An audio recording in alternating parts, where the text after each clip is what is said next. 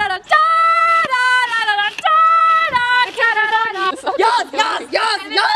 Can I do it again?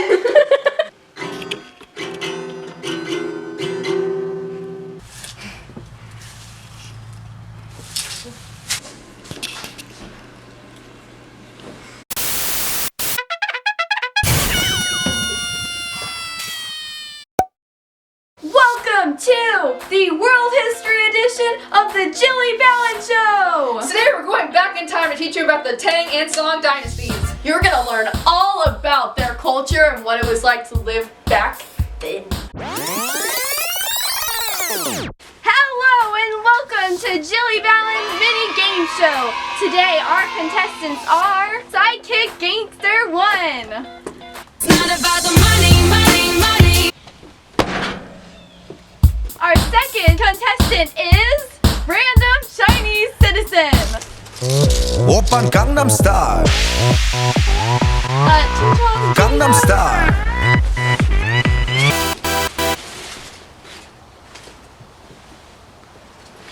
And lastly, our final contestant is Sidekick Gangster 2. I knew you were trouble when you walked in.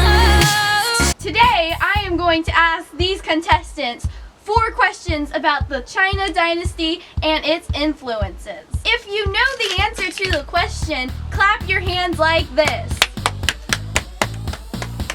I haven't asked you a question yet. Let's begin. Question number 1. Tang and Song dynasties both had a golden age. What did that do for them? It promoted the movement of people and goods and the population switch, which made it necessary to improve communications north to south. South produced more food, leading to them developing a larger population. Soon a commercial expansion started, which overall improved the economy. Push her out! She is eliminated! Whatever. Due to the unfortunate events of contestant number 3 cheating, we will continue without her. Question number 2. What were the effects of Sinification on Korea? Random Chinese citizen. Chingtong Chuka? 窗起拿，你为起框的，你去瓦卡，一米穿尼查，一心窗进拿，一瓦起卡。 Correct! Question number 3. How did the roles of women change from China to Japan and Vietnam? You got it again, Random Chinese citizen?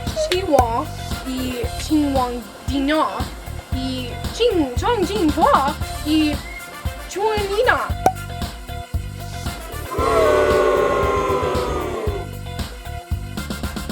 窗进完呀，一穿尼呀，一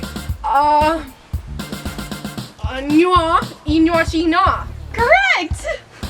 Good job! The Chinese citizen leading in first place, followed by my gangster. Fourth and final question. How were the 3 kingdoms of Korea affected by Chinese influence? You have it? Alright, continue. Yeah, well, you see China, well, there were 3 kingdoms, right? The Silla, the Pikachu, and the K something. So, the Silla teamed up with China, and they were like, yeah, man, let's go kill them. And we're like, ah. So, China and Silla killed the Pikachu and the K something. So, Silla had to pay tribute to China to, well, you know, not die. And they have control over all of Korea, man.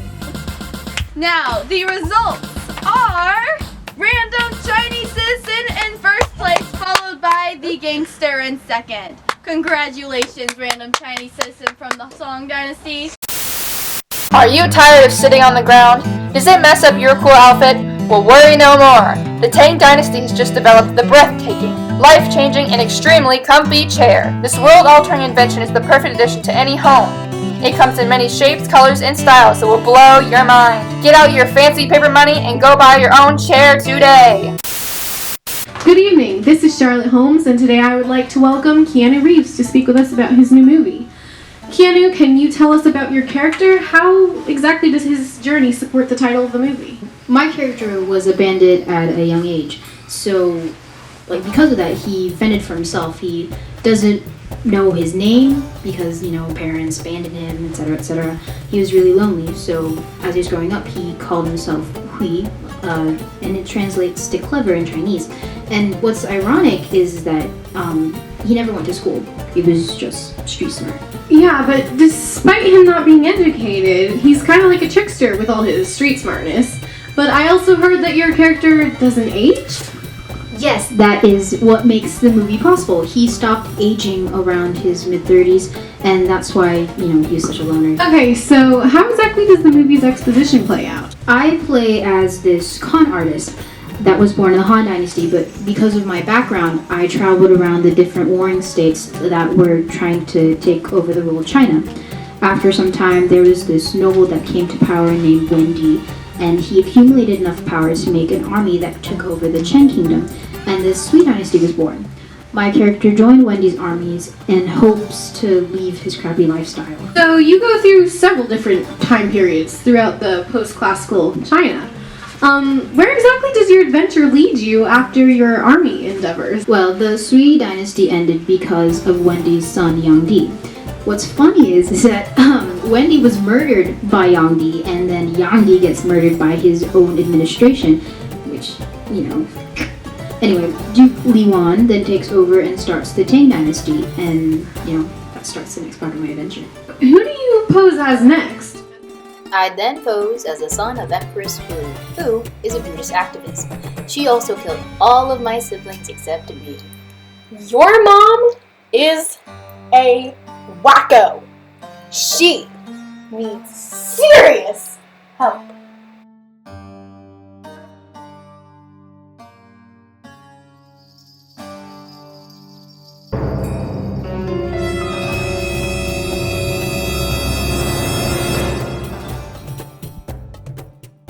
My wife, Empress Wei, actually poisoned me. It's believed that my mother had a part in my death, though there's no historical evidence to prove it. Dude, your family's messed up. Well, I get them back. Remember, I died, so then I took up a new identity.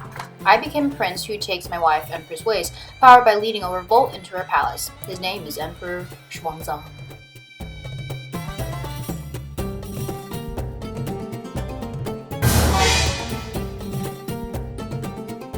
What happened to your crazy mother? She was persecuted by Emperor Wuzong, who was anti-Buddhist, wasn't she? Yeah, and that's where her story ends. Okay, thank you for the clarification. Back to your new facade. My character, Shuangzang, then becomes infatuated with the fine arts and a concubine named Yang Fei, in the most ill-fated romance in all Chinese history. She's very important because she brings her family members into power, and they're all just greedy. My people force me to kill Yang, and then my demoralized troops mutiny and kill off her family. I became so depressed that I'm incapable of rule, leading to the collapse of the Tang.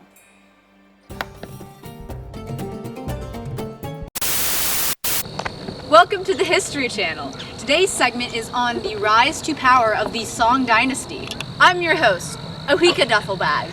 It all started with the fearless warrior named Zhao Guanyin, who was unable to overcome the Liao dynasty. Guanyin, also known as Emperor Taizu, the founder of the Song Dynasty. By not being able to defeat the Liao dynasty, this failure set a precedent for weakness on the part of the Song rulers in dealing with nomadic people of the north. The Song never actually matched the Tang dynasty in political or military strength. The weakness of the Song resulted because of imperial policies that were designed to ward off the conditions that had destroyed the Tang Empire before them. The most prominent thinkers of the era stressed the importance of applying philosophical principles to everyday life and action.